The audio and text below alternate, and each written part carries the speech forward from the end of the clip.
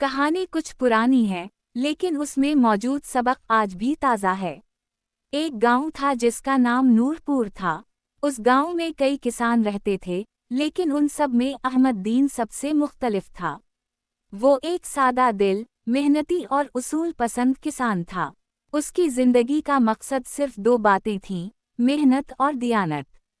अहमददीन के पास ज़मीन तो बहुत ज़्यादा ना थी, बस 3 एकड़ की एक छोटी सी ज़मीन थी, जिस पर वो हर साल फसल उगाता और उसी से अपनी बीवी बच्चों का पेट पालता। वो ना तो बड़े ज़मींदारों जैसा अमीर था, ना ही इसके पास कोई ख़ास सहूलियात थीं, लेकिन उसका ईमान मजबूत और दिल मुतमईन था। हर रोज़ सुबह सीधा खेतों का रुख करता। चाहे गर्मी हो या सर्दी, बारिश हो या धूप, वो अपनी ज़मीन पर पूरा दिन काम करता। हिल चलाता, पानी देता, गोडी करता और पौधों की देखभाल करता। उसके साथ उसका बेटा उस्मान भी होता, जो शाम को खेतों में बाप का हाथ बटाता।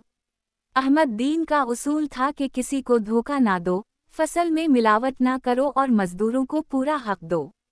वो हमेशा कहता, बेटा, मेहनत का फल कभी ज़ाया नहीं जाता और दियानतदारी का अजर रब खुद देता है। कई साल तक सब कुछ मामूल के मुताबिक चलता रहा, लेकिन एक साल बारिश बहुत कम हुई। किसानों की फसलें जलने लगीं, ज़मीन सूख गई और पानी के ज़राए भी ख़त्म होने लगे। बहुत से किसानों ने खेती बाड़ी छोड़ दी और शहर जाकर मजदूरी करने लगे। कईयों ने सूद पर कर्ज लेकर अपने खेत बचाने की कोशिश की, मगर वो कर्ज भी उनके गले का फंदा बन गया। अहमददीन के लिए भी वो साल बहुत मुश्किल था, लेकिन उसने हिम्मत न हारी। उसने अपने छोटे से कुएं से पानी निकालकर बारी बारी हर फसल को सैराब किया। उसने खुद फाका किए, मगर खाद और बीज के पैसे जमा किए ताकि ज़मीन को जिंदा रखा जा सके। उसकी बीवी ज़ैनब ने भी खूब साथ दिया। जैसे तैसे करके जब फसल तैयार हुई, तो वो कदरे बेहतर निकली।